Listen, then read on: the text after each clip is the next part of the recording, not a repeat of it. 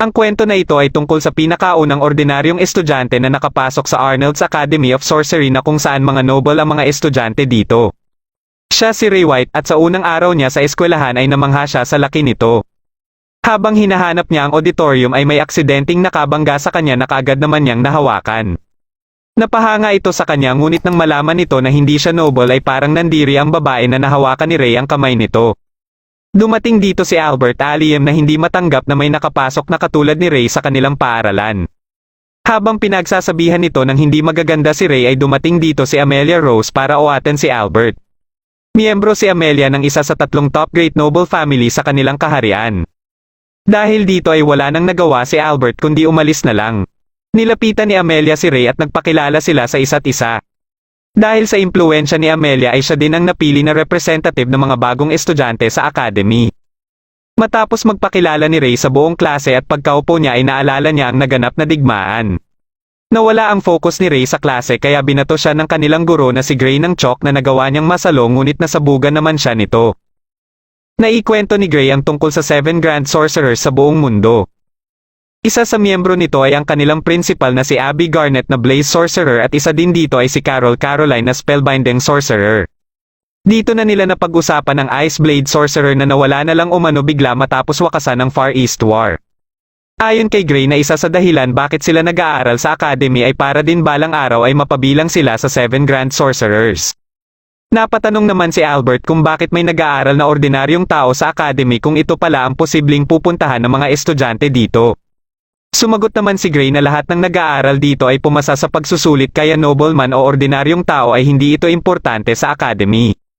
Habang nasa aklatan ay nilapitan ni Ray ang isa niyang kaklase na naghahanap ng libro tungkol kay Ainsworth. Nagpakilala ang babaeng ito na si Eliza Griffith at nalaman nilang dalawa na pareho silang tagahanga ni Dr. Ainsworth. Napansin ni Ray ang magandang buhok ni Eliza at nalaman din niya na isang half-elf ito. Ayon kay Eliza ay isa umanong elf ang kanyang ina at dahil sa kanyang tenga ay pinagtatawanan siya ng ibang tao. Ngunit para naman kay Ray ay isang magandang babae si Eliza. Katapos ng klase ay dumiretso si Ray sa kanyang silid kung saan ay kasama niya dito ang isa niyang kaklase na si Evie. Dahil sa may pagkakapareho nila ay madali silang nagkasundo.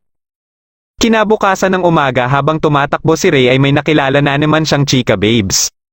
Ito ay si Rebecca Bradley na isang third-year student ng academy at katulad sa pamilya ni Amelia ay isa din ang pamilya nila sa top 3 noble families. Dahil hindi alam ni Ray ang sinasabing top 3 noble families ay ipinaliwanag ito sa kanya ni Evie. Ayon kay Evie ay ito umano ang pamilya ng Rose, Bradley at Aldrin. Dagdag pa niya na halos kapantay lang ng mga ito ang royal family pagdating sa impluwensya ng mga ito sa politika. Dito ay may nakabangga na naman si Ray na isang chika babes at ito ay si Clarice Cleveland. Dahil sa mga magagandang sinasabi ni Ray kay Clarice ay nagustuhan ito ni Clarice. Binisita ni Ray ang principal ng academy na dati niya palang colonel nung nasa serbisyo pa sila. Muling inalala nila pareho ang nakaraan nung magkakasama pa sila sa serbisyo. Habang nasa klase sila sa practical swordmanship ay nagduelo sila Albert at Ray. Pagkaumpisa ng duelo ay kaagad na umatake si Albert ngunit madali lang itong naiwasan ni Ray. Sa galit ni Albert ay umatake siya ulit at dito na sinira ni Ray ang kanyang wooden sword. Hindi makapaniwala ang kanilang mga kaklase habang natutuwa naman si Abby na na-enjoy ni Ray ang pagiging estudyante nito. Isang araw ay pumunta si Ray sa club nila Evie na Environmental Research Club para sumali dito. Nagulat ang mga miyembro ng club nang ipakita ni Ray ang kanyang Gold Hunter license. Dahil hindi kontento si Ray sa isang club lang ay pumunta naman siya sa club nila Rebecca na Garden and Club para sumali dito. Dito ay puro chika babes ang mga miyembro at ang isang problema ni Ray ay hindi sang-ayon ang ibang mga miyembro sa pagsali niya lalong-lalo na si Dina. Nakaisip ng paraan si Rebecca at inatasan niya si Dina na subukan si Ray at kung hindi niya umano magustuhan ang ipakita ni Ray ay pwede niyang tanggihan ang application nito. Pinagawa ni Dina si Ray ng bagong garden at may 1 linggo lang umano siya para matapos ito. Habang abala si Ray sa garden ay binisita siya dito ni Rebecca. Dito lang nalaman ni Ray na si Rebecca pala ang student council president. Nang mapansin nila ang dalawang nagsasanay sa baba ay nabanggit ni Rebecca ang nalalapit na Magic Chevalier. Natanong ni Rebecca si Ray kung may plano itong sumali at ayon naman kay Ray ay pag-iisipan pa niya ito. Pagsapit ng ika-4 na araw ay namangha sila Dina nang makita ang garden na ginawa ni Ray dahilan para makapasa si Ray at maging miyembro na ng club. Isang araw ay may ipinaimbestigahan si Abby kay Ray tungkol sa espiya sa kaharian na mula sa imperyo at posibleng mapasok din umano nito ang eskwelahan. Habang nasa klase ay ipinaalam ni Gray na magsasagawa sila ng practical exercise sa kagubatan ng Kafka. Pinabuo sila ng grupo na may tig-apat na miyembro at nakasama ni Ray dito sila Evie, Elisa at Amelia. Hindi makapaniwala ang kanilang mga kaklase na sumali si Amelia sa grupo nila Ray at mas lalong nagalit dito si Albert. Pagsapit ng araw ng practical exercise ay ipinaliwanag muna ni Gray ang kanilang misyon at mayroon silang 24 na oras para gawin ito. Pagkaumpisa ng practical exercise ay may nakaharap silang isang halimaw na kaagad namang natalo ni Ray at sa di kalayuan ay nakita nila ang unang stamp. Kinagabihan ay napag-usapan nila ang nakakamanghang mga ginawa ni Ray. Nagdadahilan na lang si Ray na natutunan niya ito habang nasa backwoods forest siya ngunit naghihinala na dito si Amelia. Habang tulog na ang iba niyang kasama ay naalala ni Ray ang sinabi ng isang malapit na tao sa kanya tungkol sa paglilihim niya sa kanyang totoong pagkatao. Kinabukasan ay nakarinig sila ng sigaw ng isang babae kaya pinuntahan kaagad ito ni Ray. Nakita niya sa unahan ang isang halimaw na kaharap ng grupo nila Albert. Habang papalapit si Ray sa halimaw ay inaatake siya nito ngunit hindi siya matamaan nito hanggang sa magawa niya itong masaksak. Ilang sandali lang ay dumating na din dito sila Amelia at dahil natalo ni Ray ng mag-isa ang halimaw ay mas naghinala pa si Amelia kay Ray. Sa di kalayuan ay may isang taong nagtatago at may inihagis sa halimaw katapos ay nabuhay muli ang halimaw. Nilabanan muli ito ni Ray ngunit nahihirapan siya dahil sa kunat na ng balat nito. Gagamitin na niya sana ang kanyang kapangyarihan nang biglang inatake ni Amelia ang halimaw. Tumulong na din dito sila Evie at Elisa at dito na nagkaroon ng pagkakataon si Ray na talunin ang halimaw. Matapos ang practical exercise ay nakuha ng grupo nila Amelia ang pinakamataas na grado. Ngunit hindi lahat ay masaya dito dahil kasama nila Amelia sa grupo si Ray. Isang araw ay binisita ni Ray si Lydia Ainsworth na siyang nag-alaga sa kanya. Napag-usapan nila ang kasalukuyang pinag-aaralan ni Lydia at ang tungkol sa eugenics na gustong kunin si Lydia para maging miyembro nito. Ngunit tinanggihan ito ni Lydia dahil may masamang kutob siya sa organisasyon na ito. Ipinasyal ni Ray si Lydia sa labas at napag-usapan din nila dito ang Magic Chevalier. Ayon kay Lydia ay nanalo umano siya dito ng 4 na beses ng magkakasunod-sunod. At sa tingin niya ay siguradong magagawa din ito ni Ray kung sakaling sumali si Ray dito. Ngunit ayon kay Ray ay ayaw muna niyang maging sentro ng atensyon. Bago umalis si Ray ay may ibinigay na notebook si Lydia sa kanya. Isang araw habang magkausap sila Ray at Rebecca ay natanong ni Ray kung may nag-aaral din ba sa academy mula sa pamilya ng Olgren na isa din sa top 3 noble family. Ayon kay Rebecca ay karaniwang sa Diem's Academy of Sorcery nag-aaral ang mga miyembro ng pamilya ng Olgren. Dagdag pa niya na dahil may panganay na babae din ang pamilya na ito ay siguradong isa ito sa magiging karibal ni Amelia. Nagsagawa ng paligsahan ang eskwelahan para sa magre-representa sa bawat antas. Matapos matalo ni Amelia ang kanyang kalaban ay hinamon niya si Ray. Tinanggap naman ni Ray ang hamon ni Amelia at kaagad na sinimulan ang kanilang duelo. Habang naglalaban sila ay naalala ni Ray ang mga panahong tinuturuan pa siya.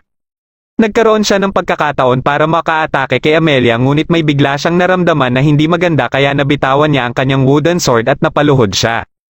Dahil dito ay itinanghal na panalo si Amelia at binati naman siya ni Ray. Habang nagmemeryenda sila ay hinamon ni Albert si Ray ng duelo. Tinanggap kaagad ito ni Ray at ginanap nila ito sa kagubatan. Napansin naman ni Clarice na may barrier na inilagay sa lugar.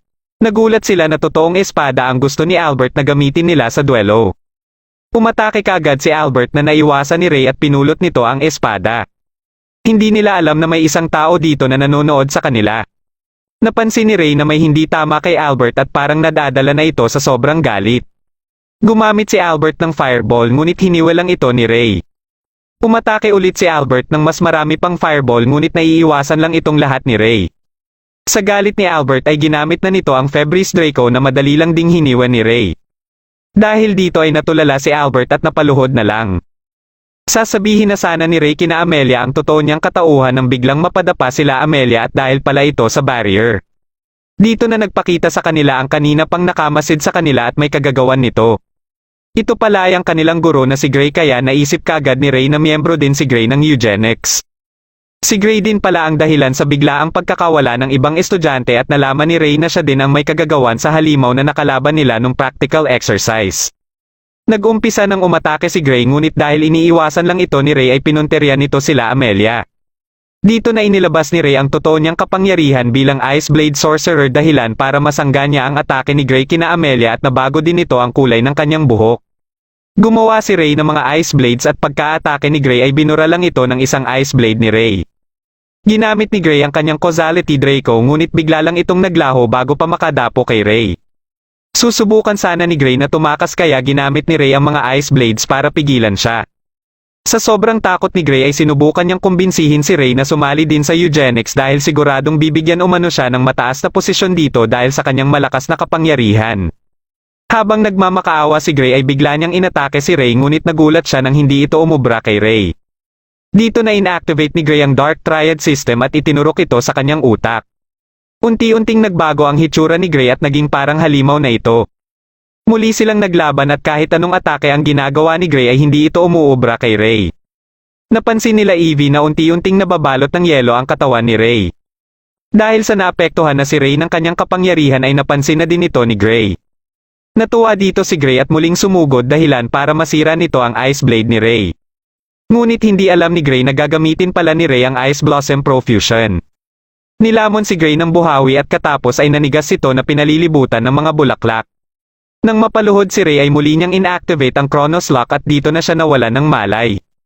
Ipinakita dito ang panahong iniligtas ni Lydia si Ray na isang war orphan. Nang magising si Ray ay mabilis siyang napalapit kay Carol at Lydia. Kaya nung malaman ni Carol na kailangan ng ilagay si Ray sa isang ampunan ay nakipagtalo ito sa kanilang commander. Tinanong ng commander sila Lydia kung ano sa tingin nila ang magandang gawin kay Ray. Bago makasagot si Lydia ay napansin niya si Ray na nakadungaw. Tinanong ni Lydia si Ray kung ano ang kanyang gusto at sumagot si Ray na gusto niyang manatili sa piling ni Lydia. Dahil dito ay nagpasya si Lydia na siya ang kukupkop kay Ray at sa tulong na din nila Abby at Carol. Pumayag dito ang kanilang commander basta hindi lang umano maapektuhan nito ang kanilang trabaho. Dito na din nagumpisa ang pagsasanay ni Ray at mapabilang sa kanilang hukbo. Makalipas ang 6 na taon nung kasagsagan ng Far East War ay isinasama na si Ray sa bakbakan at nagagamit niya na din ng Ice Blades. Isang araw ay nasilayan ni Ray ang pagkasawi ni Howard. Dahil dito ay nagamit ni Ray ng sobra ang kanyang kapangyarihan. Nang magkamalay siya ay nasa tabi niya si Lydia at nandito din sila Abby at Carla.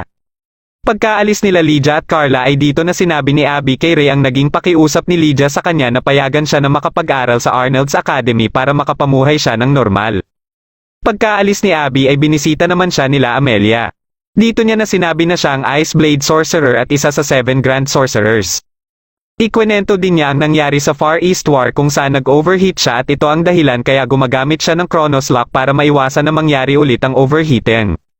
Kinagabihan ay binisita siya ni Albert at humingi ito ng tawad sa kanya. Tinanggap naman ito ni Ray at nagbigay din siya ng payo kay Albert. Dahil sa nangyari kay Gray ay pinalitan siya ni Carol bilang bago nilang homeroom teacher. Patuloy pa rin ang mga duelo para sa mga pipiliin na magre-representa sa Magic Chevalier. Nakuha ni Amelia ang isang spot para magrepresente dito at gayon din si Albert. Nabasa naman ni Ray kung ano ang iniisip ni Amelia kaya isang araw ay inalok niya si Amelia para tulungan ito na magsanay para sa nalalapit na Magic Chevalier. Kinabukasan ay sinimulan kaagad ni Ray ang pagsasanay kay Amelia. Dahil sa mga mahihirap na pinapagawa ni Ray ay naiisip na ni Amelia na nasa impyerno siya. Nang makausap ni Ray sila Rebecca at Dina ay natanong nito kung gaano kalakas ang panganay na anak ng Olgren family. Hindi nagdalawang isip si Rebecca na sabihin na malakas itong si Ariana at ayon naman kay Dina na bagamat mas bata ito sa kanya ay napakaganda umano ng mga galaw nito. Isang araw ay nagpanggap si Ray bilang isang babae at sinuot nito ang uniforme ng Diamonds Academy para kausapin si Ariana dahil alam niyang ito ang bumabagabag kay Amelia. Pagkadating niya sa Diamonds Academy ay nakita niya ang isang batang umiiyak na hinahanap ang ate nito. Nagpakilala si Ray na Lily at nalaman niya na kapatid pala ni Ariana ang batang ito na si Tiana. Dahil ito din ang hinahanap ni Ray ay nagpasya siya na isama si Tiana. Habang hinahanap nila si Ariana ay pinagtitinginan ng mga estudyante si Ray dahil sa ganda nito. Nakita ni Tiana ang kanyang ate na nagkakape at dito na silang dalawang nagkakilala ni Ray. Habang nagkakape sila ay nalaman kaagad ni Ariana na hindi estudyante ng Diamonds Academy si Ray. Dito na inilabas ni Ray ang totoo niyang boses na ikinagulat ni Ariana. Nagpakilala si Ray at nalaman niya na umabot din pala ang balita tungkol sa kanya na pinakaunang ordinaryong estudyante na nakapasok sa Arnold's Academy. Nakipagduelo si Ray at tinanggap naman ito ni Ariana. Pagkaumpisa ng duelo ay naging agresibo kaagad si Ariana hanggang sa mabali nito ang wooden sword ni Ray dahilan para matapos kaagad ang duelo. Pagkaalis ni Tiana ay dito na sinabi ni Ray na kasalukuyan niyang sinasanay si Amelia para sa nalalapit na Magic Chevalier. Nagulat si Ariana na may kaibigan na pala si Amelia na katulad kay Ray at sinabi nito na aabangan niya ang paghaharap nila ni Amelia. Pagkabalik ni Ray sa Arnold's Academy ay nakasalubong niya ang isang babae na umiiyak. Nang muntik na itong madapa ay iniligtas kaagad ito ni Ray. Ito pala ay si Maria na nakababatang kapatid naman ni Rebecca. Gusto sanang malaman ni Maria kung ang eskwelahan na ito ang nararapat para sa kanya ngunit dahil kay Ray ay buo na umano ang desisyon niya na dito na siya mag-aaral sa susunod na taon. Isang araw ay isinama ni Ray sila Amelia sa tinitirahan ni Lydia. Pagkadating nila sa bahay ni Lydia ay isa-isa silang nagpakilala. Nalaman nila na isa din palang platinum hunter si Lydia. Nang magpakilala na si Amelia ay sinabi ni Lydia na gusto nitong makipag-usap kay Amelia nang sila lang dalawa. Nakiusap naman si Carla kay Ray na tulungan siya sa paghahanda ng merienda nila. Dito na sinabi ni Carla kay Ray na umaksyon na umano ang sinasabing mga Grim Reaper ng Imperyo. May hinala si Carla na may kinalaman ito sa nalalapit na Magic Chevalier dahil maraming influential nobles ang dadalo sa paligsahan. Napag-usapan nila Lydia at Amelia ang mga sulat ni Ray na may nilalaman na tungkol kay Amelia. Alam umano ni Ray na may bumabagabag kay Amelia ngunit hindi niya alam kung ano ang gagawin. Nagbigay ng payo si Lydia kay Amelia kung paano niya umano dalhin ng tama ang bumabagabag sa kanya. Pagsapit ng araw ng paligsahan ay kinausap ni Ariana si Amelia. Parehas silang nangako na maghaharap sila sa finals. Pagsapit ng semifinal sa first year level ay nakalaban ni Amelia si Gerard na mula sa Mercross Academy. Ipinaliwanag ni Abby ang mga patakaran at kabilang dito ang rosas na nasa dibdib nila na hindi dapat matanggal. Pagkaumpisa ng laban ay unang umatake si Gerard na madali lang naiwasan ni Amelia. Pagkaatake muli ni Gerard ay may naapakan siya na nagdahilan para masunog ang rosas sa kanyang dibdib at dahil dito ay itinanghal na panalo si Amelia. Pinuntahan ni Ray si Albert para ibigay dito ang rosas dahil ito na ang susunod na lalaban. Kalaban ni Albert para sa semifinals ay si Ariana at pagkaumpisa ng laban ay parehas silang nagpalitan ng atake. Nagawa ni Ariana na mapabagsak si Albert ngunit hindi pa rin ito sumusuko at muling sumugod. Nagawa ni Albert na matanggal ang espada ni Ariana ngunit nabali naman ni Ariana ang kanyang espada at sinuntok siya nito sa tiyan dahilan para tumilapon siya sa labas ng ring at tanghalin ng panalo si Ariana. Dahil dito ay sila Amelia at Ariana ang maghaharap para sa finals ng rookie bracket. Habang naglalakad si Ray ay nilapitan siya ng leader ng kanilang club. Isinama siya nito sa isang silid kung saan nandito din sila Lydia. Dito na nila ipinakilala kay Ray ang Hale family na responsable sa Kingdom's Intelligence Agency. Dito lang din nalaman ni Ray na miyembro ng Hale family si Carla at kapatid din nito ang leader ng kanilang club na si Lex Hale.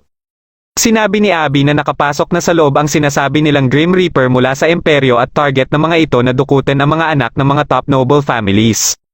Naatasan si Ray na magmatsyag sa paligid at posibleng makaharap niya ang mga ito dahil isa din siyang estudyante. Sa patuloy na pagdaraos ng paligsahan ay nakaabante na si Rebecca para sa finals. Kinausap nila Clarice si Ray tungkol kay Amelia dahil hindi pa umano ito lumalabas ng silid nito at may napansin din sila sa boses nito na parang nahihirapan. Biglang naagaw ang kanilang atensyon ng katatapos lang na laban dahil natalo ni Lucas Frost na mula sa Mercross Academy ang kanyang katunggali sa loob lang ng 2 segundo. Habang paalis na sa arena si Lucas ay nagkatitigan sila ni Ray. Kinagabihan ay pinuntahan ni Ray si Amelia sa silid nito para kausapin ito. Nang makapasok na si Ray sa silid ni Amelia ay dito na sinabi ni Amelia ang kanyang nararamdaman. Nahihirapan siya na mapanatili ang imahe niya bilang panganay na anak ng Rose family. Pakiramdam niya ay parang isa lang siyang ibon na nasa kulungan at tinatanong ang sarili kung bakit pa siya nabubuhay kung ganito lang palagi ang sakit na nararamdaman niya. Biglang sinabi ni Ray kay Amelia na pipilitin niya umanong mabuhay para makasama si Amelia at dahil dito ay napagaan ni Ray ang bigat na nararamdaman ni Amelia. Kinabukasan ay ginanap na ang final match sa rookie bracket. Napansin ni Lex ang liwanag na nanggagaling sa mga manonood at nagpaalam ito kay Dina. Habang papunta na si Amelia sa ring ay ipinaalam ni Lex kay Ray ang pagkawala ni Clarice at ng 8 pang ibang estudyante. Nagpasya si Ray na maghahanap siya sa baba habang si Lex naman ay pupuntahan muna sila Lydia at Carla. Pagkaumpisa ng laban nila Amelia at Ariana ay inihagis ni Ariana ang kanyang espada at inilabas ang kanyang kapangyarihan. Mabilis siyang nakapunta sa likod ni Amelia at sinuntok niya ito sa tiyan.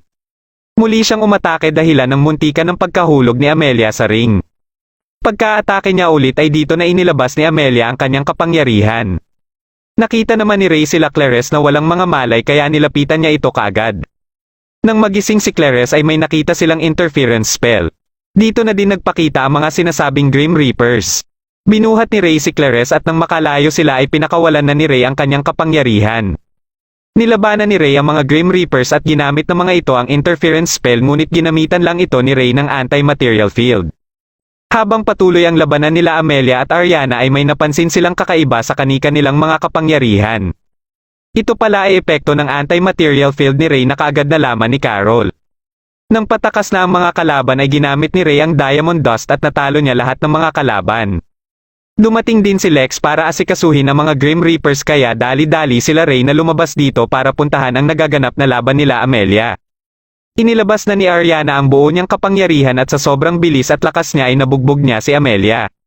Nawawalan na ng pag-asa si Amelia ngunit pagkasigaw ni Ray ay biglang nailabas ni Amelia ang matindi niyang kapangyarihan.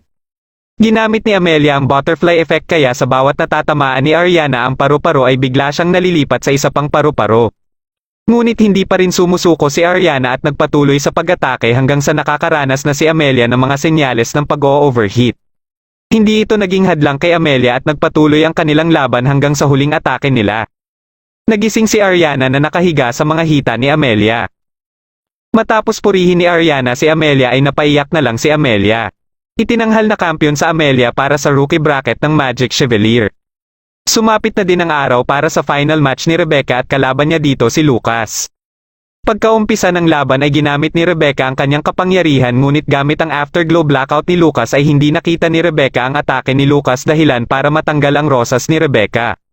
Dahil dito ay tinanghal naman si Lucas na kampiyon sa level nila. Nang magkasalubong sila Ray at Lucas ay nalaman kaagad ni Ray na si Lucas ang nagmana bilang Peerless Blade Sorcerer. Napatanong si Ray kung bakit sumali pa si Lucas dito at ayon kay Lucas ay gusto niyang ipakita kay Ray na ang Peerless Blade ang pinakamalakas sa kanilang pito at gusto niya umanong makalaban si Ray. Pinuntahan naman nila Abby ang mga Grim Reaper na nadakip nila Ray at ginamitan ito ng kapangyarihan ni Carol.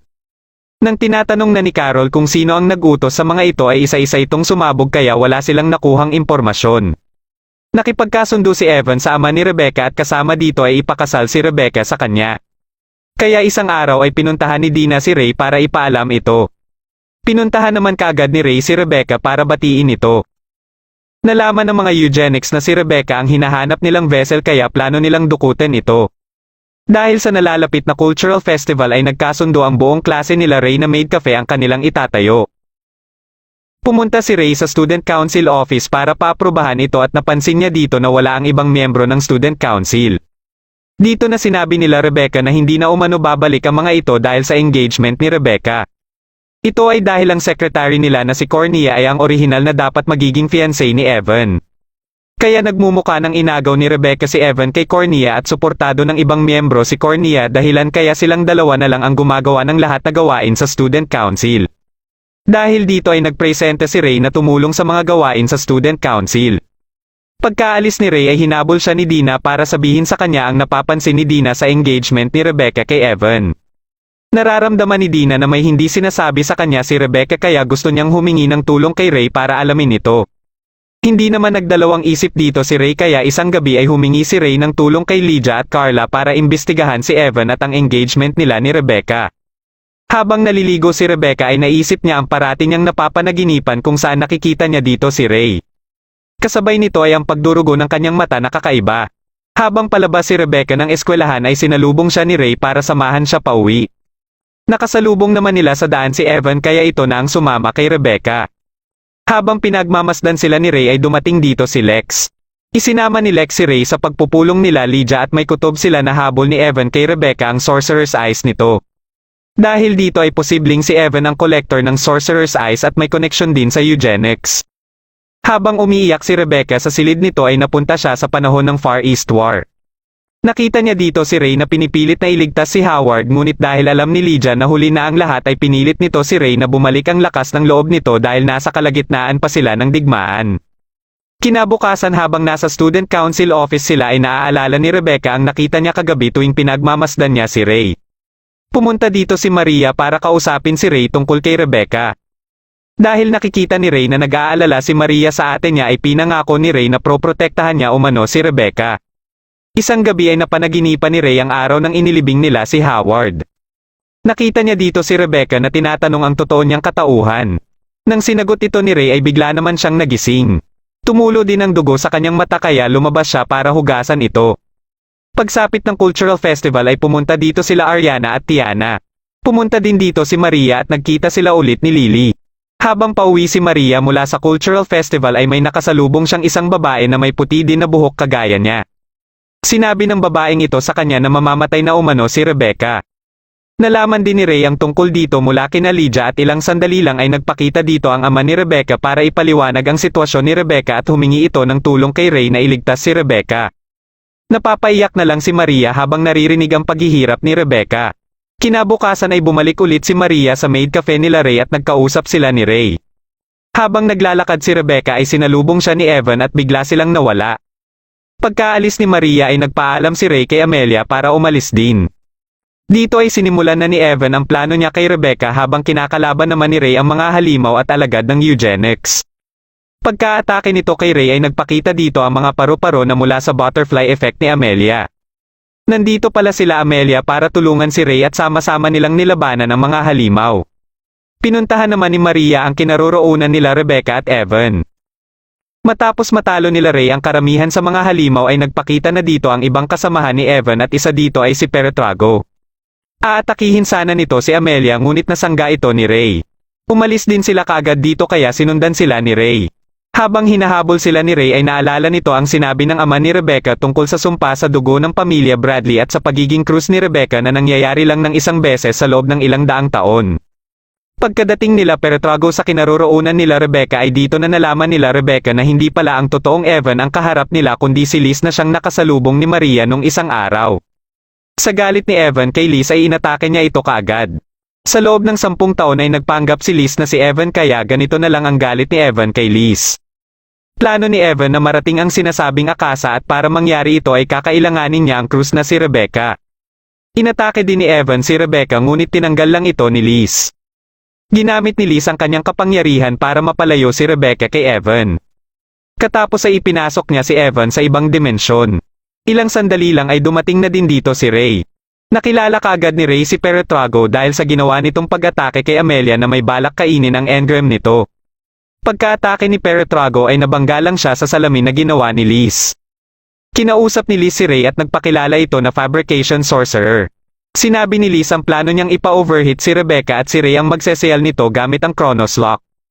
Nang mabasag na ni Peretrago ang salamin ay nirelease na ni Ray ang Chronos Lock at naglaban na sila ni Peretrago. Pinuntahan naman ni Liz si Evan sa kabilang dimensyon para harapin ito dito. Sa lakas ni Peretrago ay madali lang nitong nasisira ang Ice Blade ni Ray. Nang magkaharap na sila Evan at Liz ay sinabi ni Evan na wala na siyang pakialam sa eugenics, akasa at sa krus basta ang mahalaga sa kanya ngayon ay mapatay niya si Liz. Ginamit ni Evan ang Dark Triad system na katulad ng ginamit ni Gray. Naging halimaw din si Evan matapos itong maiturok sa kanyang utak. Pagka-atake ni Evan ay nanigas siya bigla bago pa siya makadapo kay Liz. Ginamit ni Liz ang apotheosis na naging dahilan ng mabilis na pagkatalo ni Evan. Namangha si Evan sa lakas ng fabrication sorcerer ngunit ayon kay Liz ay ang Ice Blade sorcerer pa rin umano ang pinakamalakas sa kanila na may kakayahan na mamuno sa buong mundo. Matapos mapatay nila Amelia ang mga halimaw ay akala nila tapos na ang lahat ngunit biglang nabuhay muli ang mga halimaw. Pagka-atake nito sa kanila ay dumating na dito sila Lydia para sila na ang kumalaban sa mga ito.